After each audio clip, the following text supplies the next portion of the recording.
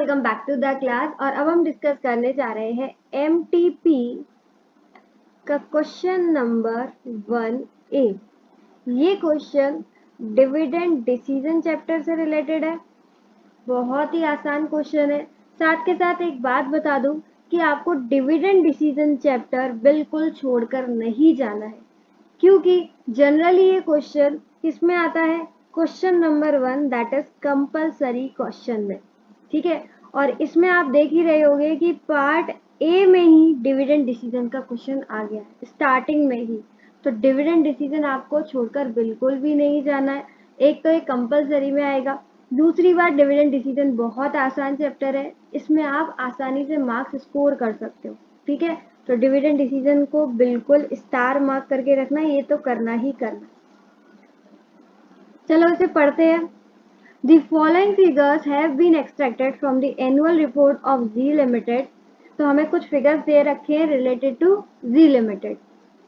सबसे पहले net profit 75 lakhs, outstanding 12% preference share 250 lakhs. Okay, number of equity shares 3 lakhs, return on investment ये क्या दे रखा है, rate of return on investment, यानी कि अगर हम रिटेन अर्निंग को इन्वेस्ट करते हैं तो हमें कितना मिलेगा, 20%।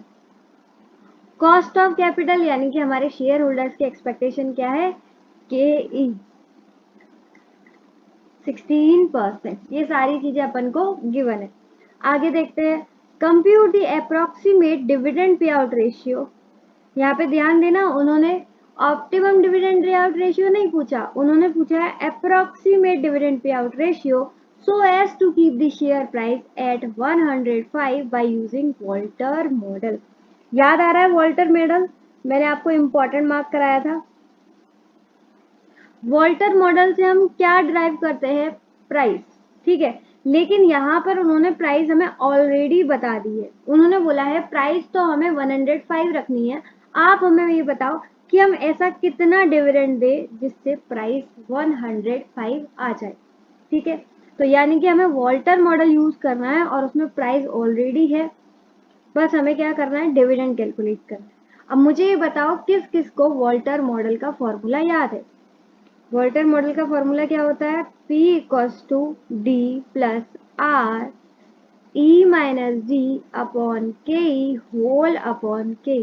यही होता है, सबको याद है, अब तक तो याद हो गया होगा, इतने सारे लेक्चर्स हो चुके हैं हमारे। अब देखो प्राइस उन्होंने हमें गिवन है, इसको मैं दूसरे पेन से दिखाती हूँ। प्राइस अपन को गिवन है, डिविडेंड अपन को कैलकुलेट करना है, आर अपन को गिवन है 20%, डिविडेंड अपन को कैलकुलेट करना है, KE अपन को गिवन है 16%, KE अपन को गिवन है 16%। मतलब हमारे पास सारी चीजें हैं। अब आपको सिर्फ एक चीज दिख रही होगी कि हमारे पास E नहीं है, यानी कि अर्निंग पर शेयर, ये अर्निंग होती है और ये सारी चीजें पर शेयर होती है, यानी कि यहाँ पर हमें EPS चाहिए। अगर EPS मिल जाता है तो पूरा का पूरा क्वेश्चन आसान बन जाएगा। ठीक है, तो हमें EPS कैलकुलेट करना होगा और EPS के लिए हम एक स्टेटमेंट क्रिएट करेंगे, दैट इज इनकम स्टेटमेंट या फिर बोल सकते हो प्रॉफिटेबिलिटी स्टेटमेंट। ठीक है, तो चलो फटाफट EPS कैलकुलेट करते हैं। तो ये अपन आ गए अपनी कॉपी पर। सबसे पहले लिखो MTP mock test paper question number 1 का पार्ट ए। चाहो तो यहाँ पर डिविडेंड डिसीजन भी लिख सकते हो, आपको पता चल जाएगा ये क्वेश्चन किस चैप्टर से रिलेटेड है।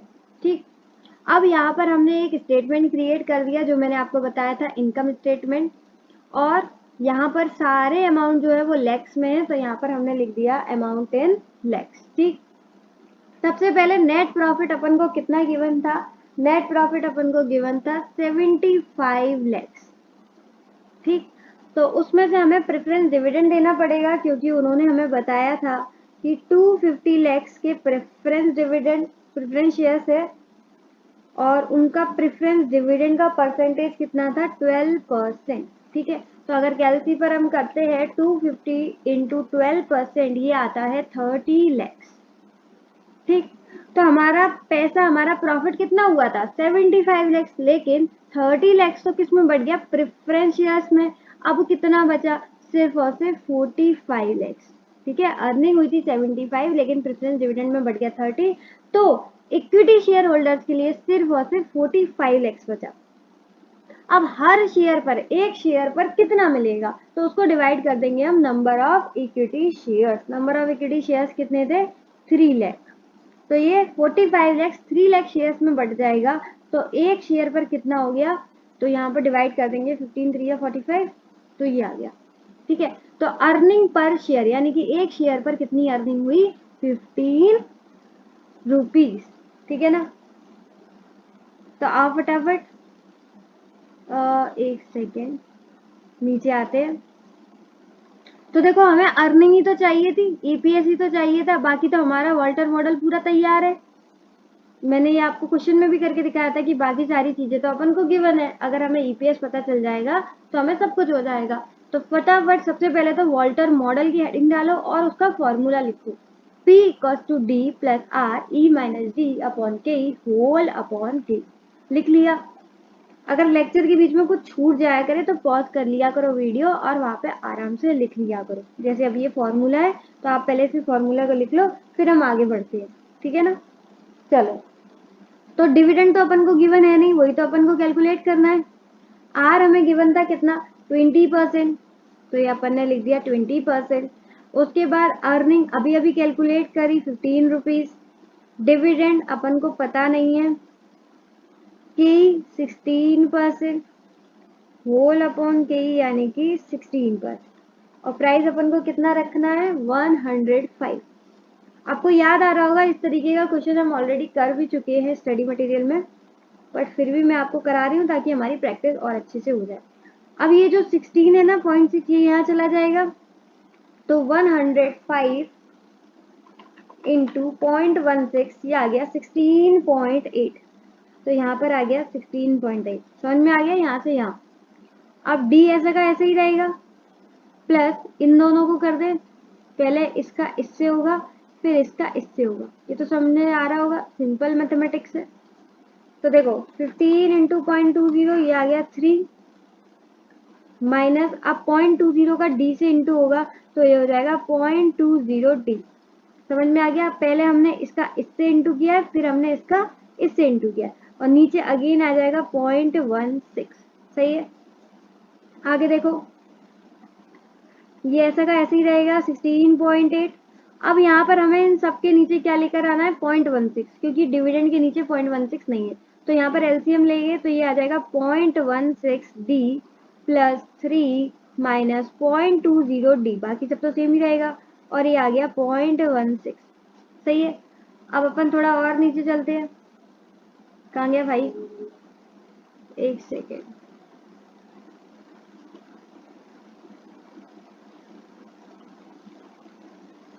ये अभी कैलकुलेशन ही कैलकुलेशन है। अब 16.8 को इससे इंटू करते हैं अगेन 0.16, ये आ गया 2.688, और यहाँ पर क्या बचता है 0.16 डी प्लस 3 माइनस 0.20 डी, बस इसको हम यहाँ ले गए। ठीक है, अब देखो यहाँ पर ये माइनस का है 0.20 डी और ये प्लस का है 0.16 डी, तो प्लस माइनस माइनस हो जाएंगे, तो यहाँ से ये दोनों कट के क्या बच गया 0.04 डी। ठीक है, डी को आपस में सॉल्व कर लिया, बाकी ये सब बच गया। ये कुछ लोगों को तो बहुत आसान लग रहा होगा कि अरे इतना क्यों लेंदी प्रोसेस कर रहे हैं, ये तो 1 मिनट में सॉल्व हो जाएगा, बट जिन लोगों की मैथ्स बहुत वीक है उनको दिक्कत आती है, इसलिए उनके लिए मैं सॉल्व कर दे रही हूँ। ठीक है, तो अब ये देखो एक तो ये माइनस में जाएगा क्योंकि यहाँ पर बड़ा जो था वो 20 था। ठीक है, तो यहाँ पर ये माइनस में जाए। सही है, अब इधर इसे ले आते हैं तो ये आ जाएगा 0.04 डी, और इसे यहाँ पर ले आते हैं यानी कि 2.688। ठीक, अब d बराबर क्या हो जाएगा, तो 3 में से पहले हम माइनस कर देते हैं 2.688, ये आ गया 0.312, तो इन दोनों का माइनस हो गया। अब ये जो इंटू में डिवाइड में आ जाएगा 0.04, तो हमारा यहाँ से d कैलकुलेट हो जाएगा 7.8। दैट मीन्स कि अगर हमें प्राइस को 105 पर शेयर रखना है तो हमें डिविडेंड कितना बांटना होगा, 7.5। समझ में आ गया, 7.8 सॉरी, लेकिन उन्होंने हमसे जो पूछा था वो डिविडेंड थोड़ा ही पूछा था, उन्होंने हमसे पूछा था डिविडेंड पे आउट रेशियो, याद है, approximate dividend pay out ratio. तो यहाँ पर अब हमें लिखना पड़ेगा डिविडेंड पे आउट रेशियो। जब तक ये नहीं लिखोगे तब तक बात नहीं बनेगी। Dividend pay out ratio, dividend pay out ratio का फॉर्मूला क्या होता है, डीपीएस अपॉन ईपीएस, और ये परसेंटेज में आता है तो इंटू 100।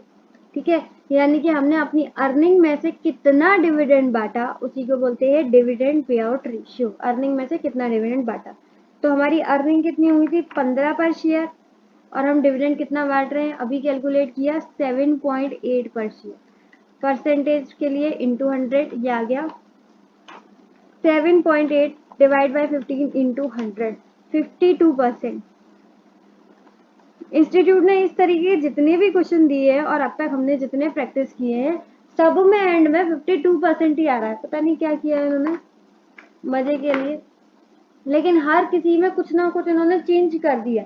जैसे इस वाले क्वेश्चन में चेंज कर दिए थे उन्होंने नंबर ऑफ इक्विटी शेयर्स, इससे पहले प्रेफरेंस शेयर्स में चेंज कर दिया था, तो इससे थोड़ी बहुत चीजें चेंज की है, बट एंड में आंसर 52% ही आ रहा है, न जाने क्यों, जाने तू या जाने ना।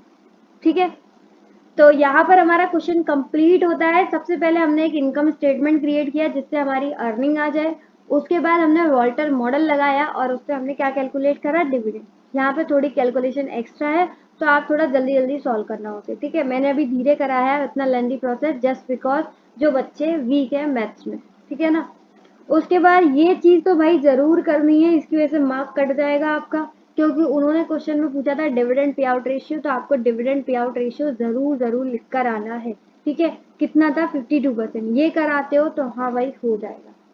सही है, तो लास्ट में एक लाइन भी लिखना चाहो तो लिख सकते हो कि अगर हमें प्राइस रखनी है 105 तो हमें डिविडेंड पे आउट रेशियो कितना करना पड़ेगा 52%। ये रही 105 थी। तो चलो आज के लिए बस इतना ही, मिलते हैं नेक्स्ट लेक्चर में, देखते हैं क्या करते हैं नई प्रैक्टिस।